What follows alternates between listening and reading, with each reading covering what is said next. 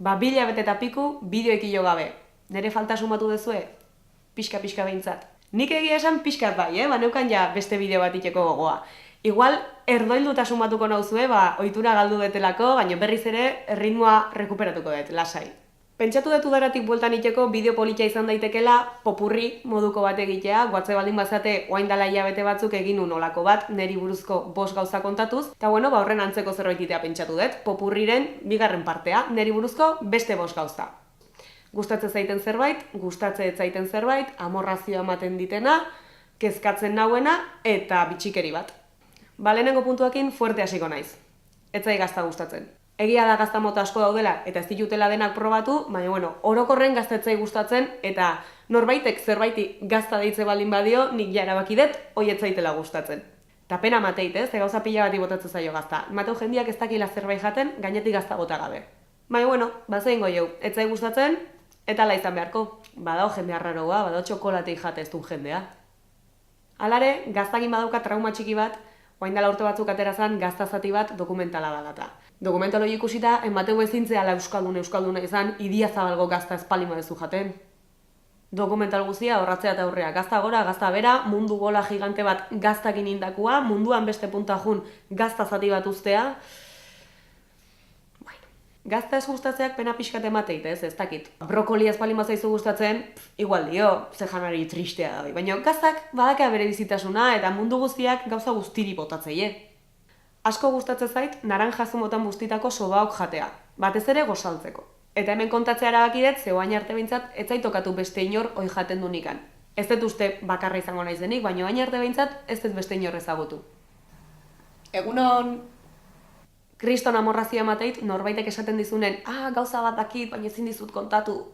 Edo zerbait kontatzen hasi, eta derrepente esaten dizunen, berdin dio, utzi. Ez, ja kontatin behar diazu. Hoi ezin, zerbait baldin badakizu, eta ezin baldin badiazu kontatu, ez diazu esan, jazta. Eta zerbait kontatzen haste baldin bazea, bukatu. Amorrazioa handia emateit, eta oso nerviosa jartzen naiz horrekin. Eta urtek pasa ala, kontrolatzen ikasi deten zerbait da. Baina guatzen naiz gaztetxoagoan itzanian eta lagun talde baten gendenen, etortzen zanen norbait eta beste norbaiti belarrira gauzatxo kontatzen haste zanean, nik oso gaizki pasatzen hon eta kabreat iten itzan, eta kabreoak egunak iraute zizkiten. Edo badago jendea zerbait kontatzen haste zaizuna eta igual esateizu, gero kontatuko izut, eta aztu ite zaio. Behai aztuko zaio, baina nahi ez. Eta biharrez balin badi kontatzen, eta etzi ere ez, eta etzi damu ez, astebete pasatzen danen ja jun eta galdetu iteiot.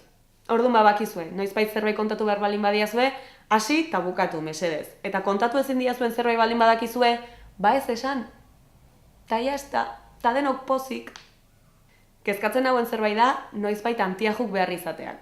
Nik ordu pila bat pasatzen ditut ordenadore aurren, eta esateu behintzat, biztai kalte egiten diola ordenadoreak. Oaingoz ondo daukat, ez daukat arazoik eta oso ondo ikusten dut. Baina, kezkatzen hauen zerbait da, ez zaizkit antiajuk ondo gelditzen, ez zaizki gustatzen, eguzkitarakore ez ditut erabiltzen normalen, eta begi argi dauzkatela, eta nituzke lentillak jarriko.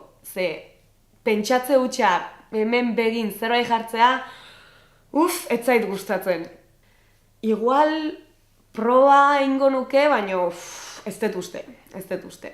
Orduan, antiaju jantzi barko dituzke eta ez zaizki gustatzen. Eta azkeneko puntu bezala, neri buruzko bitxikeri bat dala asma daukatela. Bitxikeri bezala ez dala beste munduko ezer, baina bai iruditzen zaitela pixka berezia, medikuak asma diagnostikatu ziten momentua. Ni txikian itzan, ez da gizten bat urte izango nituen, baina guatzen naiz momentuaz, orduan oso txikiaren itzan izango. Medikuai esplikatu genion, korrikan honean arnas hartzea kostatzen zitzaitela, eta medikuak zesan ziten, jun plaza, eman pare bat buelta, eta arnas estu kastezeanean bueltatu. Hoi dena, negun, goizen goiz, eta azpitikan jartzezian kamiseta txuri tirante duen hoietako batekin bakarrik.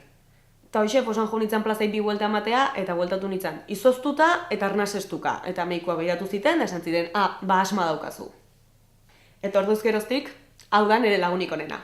Igual ez da beste munduko histori bat, baina nik oso gogoan daukaten rekuerdo bat da, eta gaina daukat rekuerdoa txuri beltzen eta musika dramatiko batekin. Zazuk imaginatu behar duzue, ume txiki bat, tirantetan, mundu guztia abrigatuta dijoan neguko goiz hotz baten, plaza batei, korrika bueltak ematen arnasestuka. Berez, irudia bea nire burun bastante epikoa da. Ba, hoxe da dena baingoz, eskerrik asko bideo ikusteagatik, eta hurrengora arte. Aio!